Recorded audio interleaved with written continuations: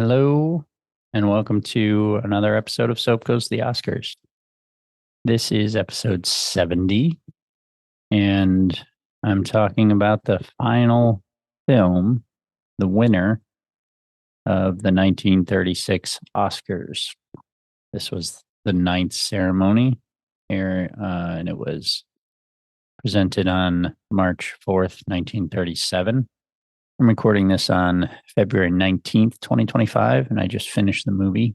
Started it. It took me 3, 4 different tries to watch this one. Not tries, but I started it in the morning on the 18th. Then I watched a little bit at lunch. And then I watched a little bit more that night. And then I finished it this morning. This movie is nearly 3 hours long. And the name of it is The Great Ziegfeld. So it was the winner of Outstanding Production in 1936. Got this one on Amazon, rented it for $3.17. So that brings the total for this round of Oscars, the average, total to $41.05, the average to $4.11 overall. So far, on all of this, I spent $233.59 with an average of $3.39. Here on that DVD player that I've mentioned before, it brings it up to $265.65 with an average of $380. I've watched a total of 7,058 minutes, which is 21 hours and 38 minutes.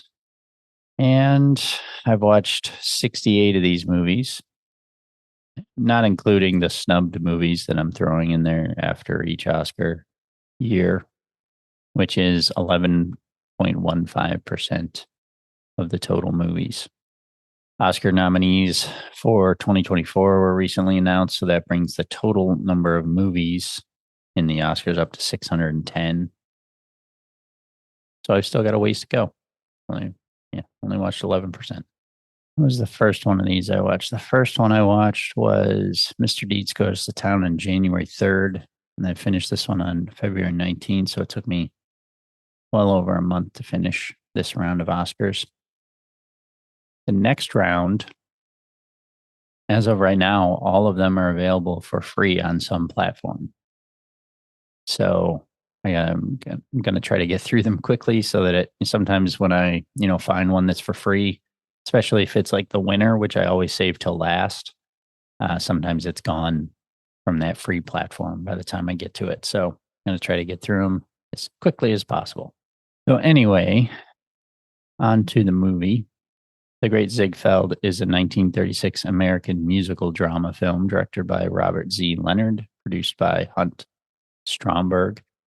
Stars William Powell as the theatrical impresario Florence Flo Ziegfeld Jr., Louise Rayner as Anna Held, and Myrna Loy as Billy Burke.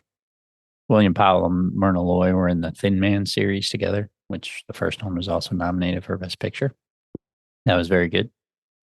The film shot at Metro-Goldwyn-Mayer Studios in Culver City, California in the fall of 1935 is a fictionalized and sanitized tribute to Florence Ziegfeld Jr. and a cinematic adaptation of Broadway's Ziegfeld Follies, with highly elaborate costumes, dances, and sets. Many of the performers of the theatrical Ziegfeld Follies were cast in the film as themselves, including Fanny Brice and Harriet Hochter, and the real Billy Burke acted as a supervisor for the film. Billy Burke was his second wife. Anna Held was his first wife. A Pretty Girl is Like a Melody set alone was reported to have cost $220,000, $4.8 million in 2023 dollars, featuring a towering rotating volute of 70 feet diameter with 175 spiral steps weighing 100 tons. Music to the film was provided by Walter Donaldson, Irving Berlin, and lyricist Harold Adamson, with choreographed scenes. The extravagant costumes were designed by Adrian, taking some 250 tailors and seamstresses 6 months to prepare them, using 50 pounds of silver sequins and 12 yards of white ostrich plumes. Over 1,000 people were employed in the production of the film, which required 16 reels of film after the cutting.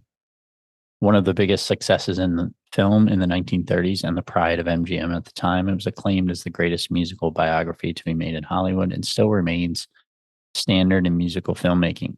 It won 3 Academy Awards, including Best Picture, for producer Hunt Stromberg, Best Actress for Louise Rayner, and Best Dance Direction for Seymour Felix, who was nominated for 4 others. MGM made 2 more Ziegfeld films. Ziegfeld Girl, 1941, starring James Stewart, Judy Garland, Hedy Lamarr, and Lana Turner, which recycled some footage from The Great Ziegfeld, and Ziegfeld Follies, 1946, by Vincent J. Minnelli. In 1951, the studio produced a Technicolor remake of Showboat, which Ziegfeld had presented as a stage musical. Vincente Minnelli, I wonder if it's Liza Minnelli's father. Yep. Judy Garland's husband. Okay. Cinematography by Oliver T. Marsh, edited by William S. Gray. Production company MGM, distributed by Lowe's Inc. The Los Angeles premiere was on March 22nd, 1936, and then April 8th, 1936 for the rest of the U.S. Runtime of 177 minutes, 185 minutes roadshowed, whatever that means. And there's a ton of Wikipedia stuff here. I might read a little bit of it, but I just want to go down to the awards part first. So as I said, it won for Best Picture, Best Actress, and Best Dance Direction. It was nominated for Best Art Direction, Best Director, Best Film Editing, and Best Writing Original Story. Although he was not nominated for Academy Award for his performance, Powell did receive the Screen Actors Guild Award for Best Actor in a tie with C. Aubrey Smith, who was in Little Lord Fauntleroy. In addition, the Guild's Best Actress was given to Louise Rayner. Ziegfeld's widow, Billie Burke, was keen to pay off Ziegfeld's debts without filing for bankruptcy and sold the rights to a biopic of him to Universal Pictures in late 1933. As a result, the film went into pre-production phase in January 1934. In the early stages of script development, Burke was listed as co-author with Maguire. Maguire had initially proposed the biographical film to them in the form of a film musical entertainment set in a theatrical tradition, and William Powell was cast as Ziegfeld. However, by February 1935, Maguire had fallen into disagreement with Universal over financial problems at the studio, and the entire production, including some already constructed sets and musical arrangements, was sold to MGM for $300,000, $6.6 million in 2023 dollars. As part of the deal, however, Universal retained the services of Powell for the classic screwball comedy My Man Godfrey, which was released the same year as The Great Ziegfeld. Funny enough, that's the stumped movie that I'm going to watch next. Didn't realize William Powell was in it. He's very good. I like him a lot. There is a crap ton of information here. I don't want to go into all of it. So I like this one a lot. It was too long.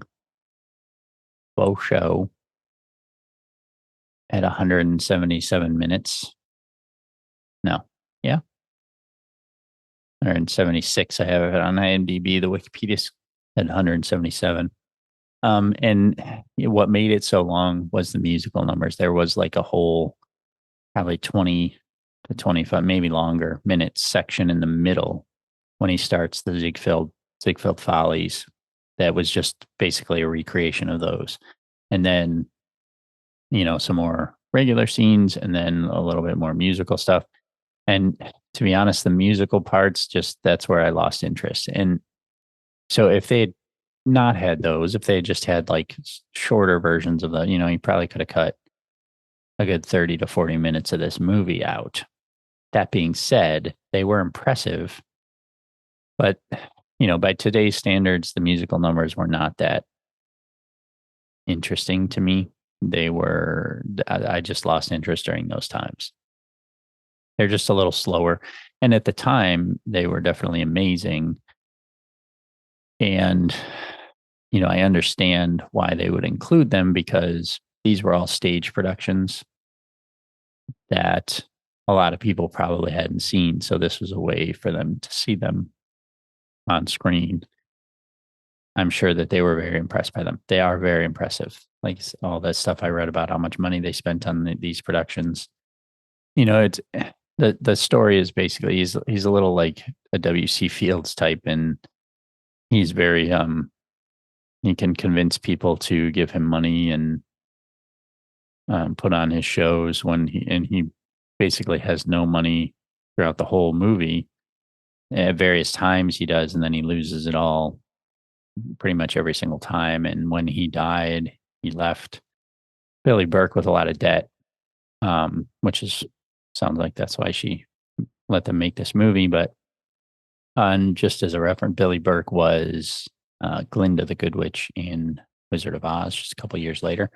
Also, Frank Morgan was in this. He played his sort of rival slash financier, uh, Billings, and he played the wizard in The Wizard of Oz. Also, Ray Bolger played himself in this. He was the Scarecrow in The Wizard of Oz. So it had several connections to that, which is, after this movie, but still had some connections. Billings was, sort of a rival at the beginning. They had competing circus acts, and throughout the whole movie, Ziegfeld would steal the women that Billings was with. But whenever he needed money, Billings was always there to kind of help him out, even though they were rivals. So it basically takes, from the time he's like just a shillings a circus act to the time of his death. So, which was sure over dramatized, but very, very good movie. I think I gave it 3.5 stars on Letterboxd. I think that probably is the highest I gave any of these movies. But this was a good round. The movie, so winner, Great Ziegfeld, Tale of Two Cities, Anthony Adverse, Dodsworth, Live Old Lady, Mr. Deeds Goes to Town, Romeo and Juliet, San Francisco, The Story of Louis Pasteur, Three Smart Girls. Mr. Deeds Go to Town, very good. Dodsworth, great. That one I might have actually given a higher score. Live Old Lady was good, I believe. I gave Dodsworth 4 stars, so I guess I like that one a little better. I think for this one, the half a star is taken away for. I would have given it 4. It's too long, and the musical numbers didn't interest me that much, so that's why I took away half a star. So I did give Dodsworth a little bit of a higher score. Story of Louis Pasteur, I might have given that 4 stars. That one was awesome. Yeah, I gave that one 4 stars too. Three Smart Girls was kind of a comedy that was funny and good. This was a really good round. There were some San Francisco I don't think I loved too much.